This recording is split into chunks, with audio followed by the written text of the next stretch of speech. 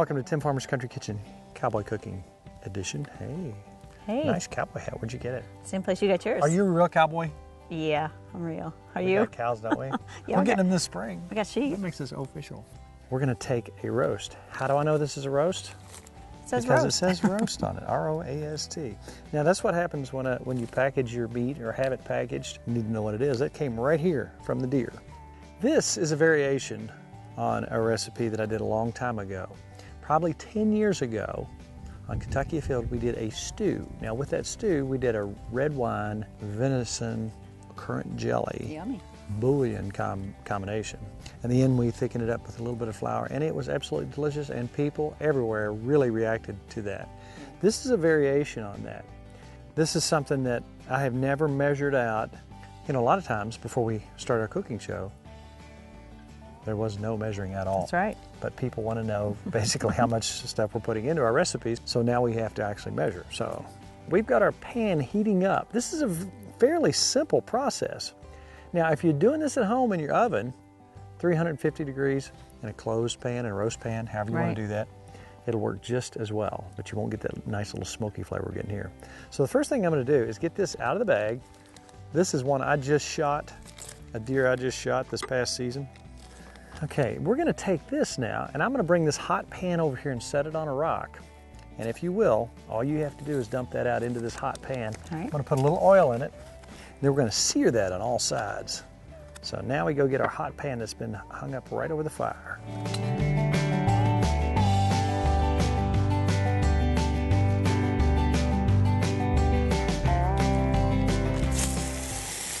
Salt and pepper. A bit of salt and a bit of pepper. Gonna get that nice and seared. Now, Nikki, if you will, order me some onions. So you want big chunks? Now, at this point, the obvious, you know what? We're not gonna peel these carrots. Okay. I'm just gonna cut them up in pieces about like that, because as you know, some good stuff in there. Plus, I'm just kind of lazy. One-arm guy peeling a carrot. So what we're gonna do is we're gonna use probably only an onion and a half on this. We've already seared our meat. If you were inside and you wanted to go ahead and take your onions and saute those in butter and get those cooked down, the way we're gonna do it, we're gonna cook it over the fire. Now that takes a little specialty and you really gotta watch it. You can't let it get boiling too much. And it's gonna take several hours to do this. If you did it in the oven, I would recommend 325 for probably around 3.5 to maybe 3 hours and 45 minutes. This is a slow cooking deal. Remember, this is venison. Now, I know where this venison came from. Right up the hill. I mean, it is fresh. So let's cut these up in pretty good sized chunks. Maybe cut 2 more cuts on that. All right. We'll cut up some more carrots in a little bit. But I'm gonna go ahead, and now with the stew that I did a while back, we had the currant jelly, the red wine, and the bouillon banging around in there. Right. So you had sweet, and you had salty, and you had kind of the tang and the yeastiness of the wine. Right. We got the same thing going on here, but you know what I started thinking? Honey, brown sugar, and mustard. Wow, that sounds good. How could you go wrong there? You can't. Now, if you take a little bit of rosemary and a little bit of thyme and add to this mix, you have to have some beer. We know some guys. Yes, we do. We're going to use Country Boy. We just met with those guys. They're the nicest guys, more Yes, they knowledgeable. They know their stuff. So what we're going to do is we're going to take 2 beers. Then we're going to take probably around 3.5, maybe more cups of beef stock. Let's put all the liquids in the bowl. Then let's lay our assorted vegetables out in there. We're also going to add about 5 or 6 potatoes. I'm going to use red skins and we're not going to peel them. Instead of a whole bunch of salt, well, actually we'll get our salt like this. The bouillon, if you use the bouillon cubes sometimes, Gives salty or flavor. you can use granules as well. It gives that nice robust, it just adds to it.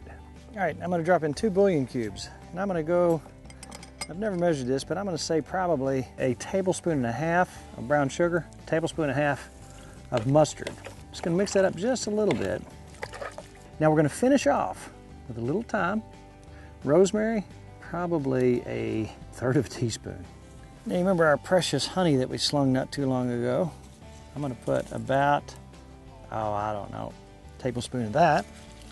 Then we put the top on, hang it up, and let her roll.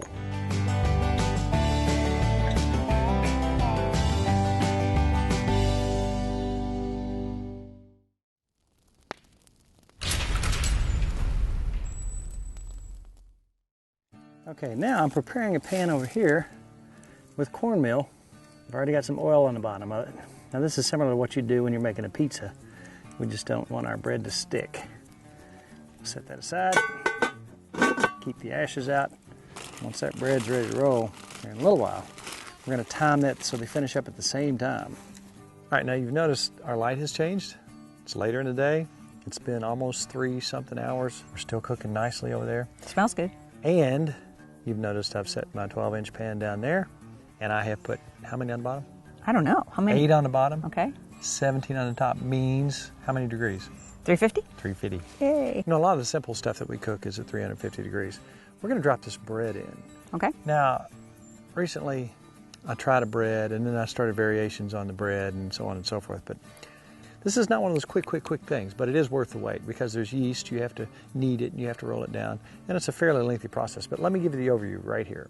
Here's your dry ingredients. We're going to take a 1/4 cup of sugar, 1½ teaspoons of salt, 2 packages of yeast, 2 cups of flour, 2 tablespoons of black pepper, 1/2 of a tablespoon of rosemary, 1/2 teaspoon of powdered garlic, and I'd say a teaspoon of basil, dry basil. Then on the stove, we're going to take a 12-ounce beer, 1/2 cup of water, and 3 tablespoons of oil, and we're going to heat until very warm. About like you'd want to do, you stick your toe in the bath water to make sure it's, it's not too hot, and you just like, I guess I can get in there, but it's going to be hot. Now what you're going to do is you're going to slowly beat the liquid into the flour until blended. Then increase speed on your beaters for about 3 minutes. After you've got to that point, you're going to stir in 3 cups of flour with the wooden spoon slowly. Then you turn your dough out onto a flour surface and knead until it's smooth and elastic. And it's starting to smell good right now already. Oil your clean bowl, turn your dough to coat with the oil, and cover with the towel until doubled, and that's going to take about an hour. After the dough has doubled, you take it out, you punch it down, you just take it out and roll it up again. Turn it out onto the flour surface and shape it into a ball. Place it in the Dutch oven and cover for 45 minutes, or you can leave it in that bowl, it doesn't really matter. Now at the last little bit, if you want some stuff to stick to the top and make it look pretty, you can put some like egg white or something on the top and sprinkle it with whatever you want. Then you're going to bake this for 30 to 45 minutes. All right? Mm-hmm. I'm going to check it at a half hour and see where it's at. So we're at the stage right now where we're going to take that and put it right in that pan, which is now heated up. Now see, I got this out of a Lodge cookbook, and then I started adding stuff to it. I like what you added. Yeah, and it really makes, the house smelled so wonderful. Yes. Here's what it looks like. Yeah. You see the ingredients in that? Now, we don't want this to be a perfect shape. It doesn't have to be perfect. It's going to look good when it comes out. And we're going to check this at about a half hour.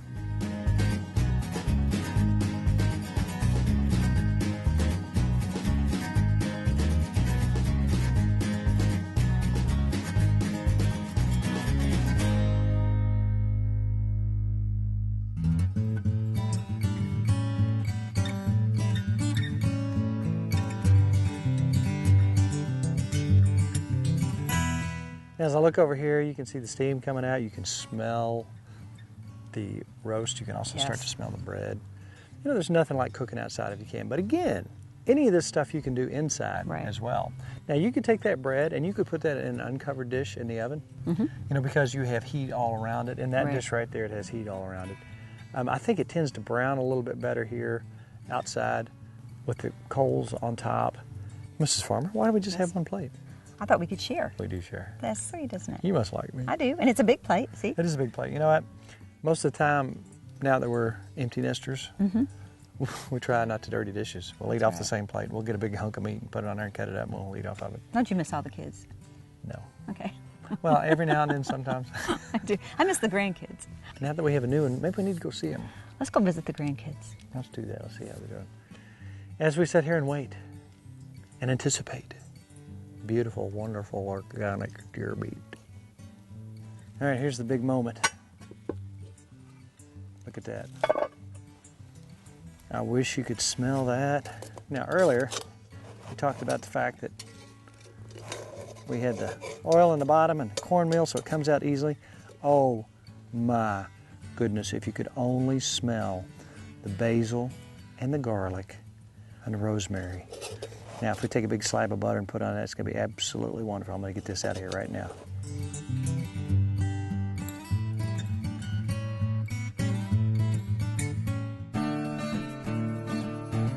Now, while you walked over there and I was pulling the bread off a minute ago, the piece fell off. I have got to tell you, you always like the butter on the bread to really enhance the flavor. You almost don't need it. When the pepper and the garlic, the basil and the rosemary just jumps out. It's perfect. Can I try? I think I might have to eat it all. That's Here, let me nice. open this up. I'm going to dip this out a plate. All right. Get the roast out. This is going to be a beautiful meal. We got our bread to sop it up with.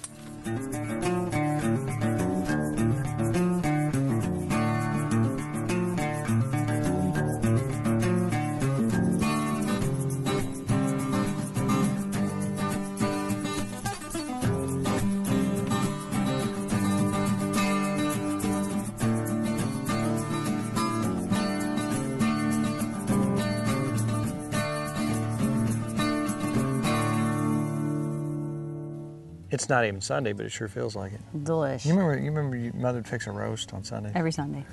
Look at the steam rolling off of that. Let me tell you what, that bread is fresh. It smells so good. That is falling apart. I just checked it. Go ahead and cut us a little slice off of that. Now, again, I typically, for years, have been doing all my stuff. Look at that. Wow. I don't even need to cut it really. You can just pull that. You know what I'm going to do? I'm going to go ahead and get some juice. All right, let's get in here. Dip a little of that juice.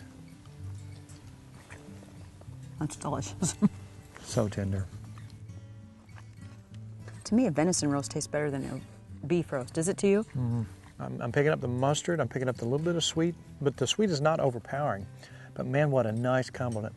All right, I'm not going to say I like this more than the currant jelly and red wine. It's good. It's delicious. May I try some bread? You may. I'm anxious to try that. Wow. What a great way. Now, I'm really anxious. You're a bread lover. I do love To bread. get your reaction here. Let it sink in a little bit before you say anything.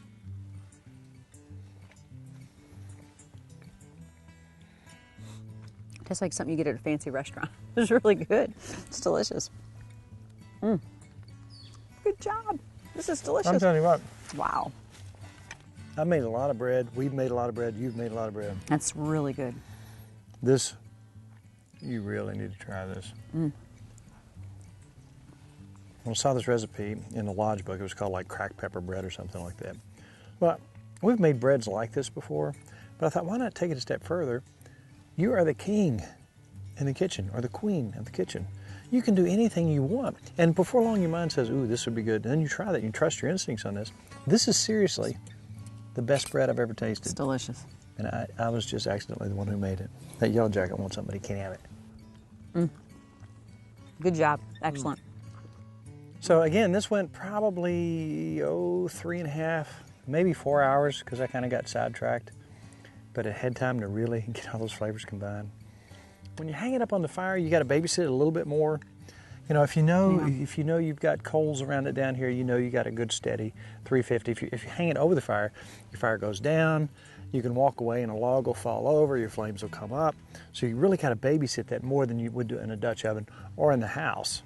But I like cooking over that fire like that. And let me tell you what, this is one of my favorite cowboy cooking segments we've ever done. Taste-wise, you can't beat it. Look at this meat. You don't need to cut it. And you know what? People say, oh, venison's this or oh, venison's that. That's good. If you process it right, if you don't cut through the bone, I'm telling you what, it is some of the best meat in the world. It's one of the best roasts I've ever had. This is so delicious. I mean, you don't need a knife. Look at it. Just falls I'm apart. just pulling this apart. Venison, I'm telling you. If you can't get it though, beef will work just fine with this recipe. Wow. You know what? Let's take a break and feed our faces. We'll be right back with a little surprise in a minute.